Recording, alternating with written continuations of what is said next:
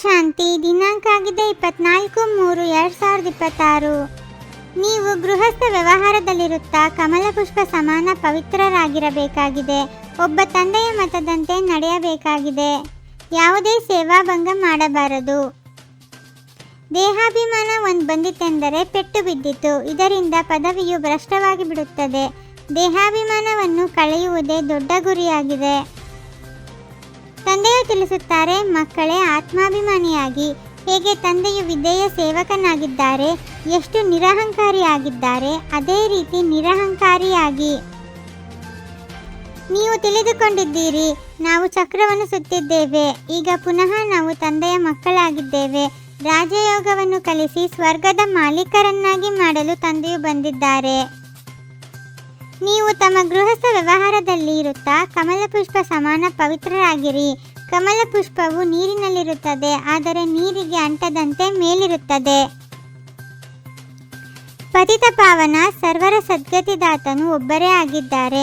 ಅವರ ವಿನಃ ಮತ್ಯಾರೂ ಪಾವನವರನ್ನಾಗಿ ಮಾಡಲು ಸಾಧ್ಯವಿಲ್ಲ. ಡ್ರಾಮಾನುಸಾರ ಎಲ್ಲರೂ ಕಲಿಯುಗದಲ್ಲಿ ಪತಿತರು ತಮೋಪ್ರಧಾನರಾಗಲೇಬೇಕಾಗಿದೆ. ತಂದೆಯು ಬಂದು ಎಲ್ಲರನ್ನೂ ಪಾವನ ಮಾಡಿ ಶಾಂತಿಧಾಮಕ್ಕೆ ಕರೆದುಕೊಂಡು ಹೋಗುತ್ತಾರೆ. ನೀವು ಗೃಹಸ್ಥವನ್ನು ಬಿಟ್ಟು ಬಿಡಿ ಎಂದು ತಂದೆಯು ಯಾರಿಗೂ ಹೇಳುವುದಿಲ್ಲ.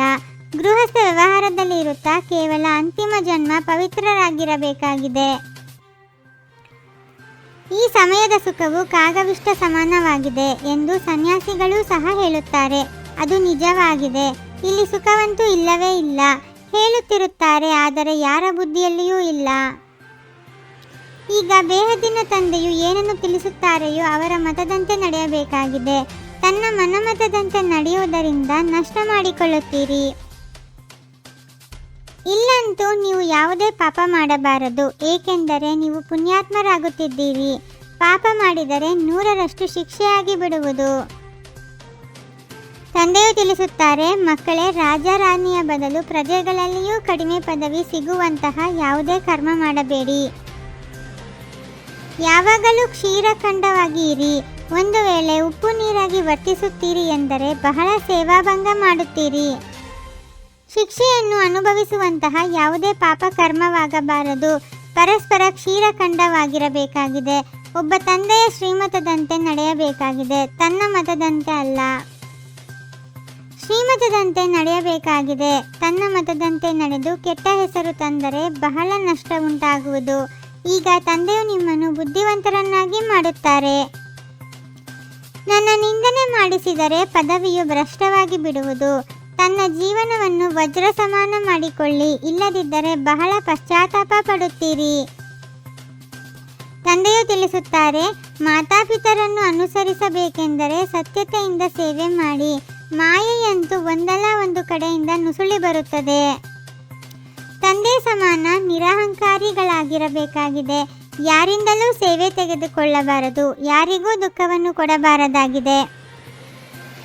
ಸೆಕೆಂಡಿನಲ್ಲಿ ದೇಹವೆಂಬ ಪೊರೆಯಿಂದ ಭಿನ್ನವಾಗಿ ಕರ್ಮಭೋಗದ ಮೇಲೆ ವಿಜಯ ಪ್ರಾಪ್ತಿ ಮಾಡಿಕೊಳ್ಳುವಂತಹ ಸರ್ವಶಕ್ತಿ ಸಂಪನ್ನ ಭವ.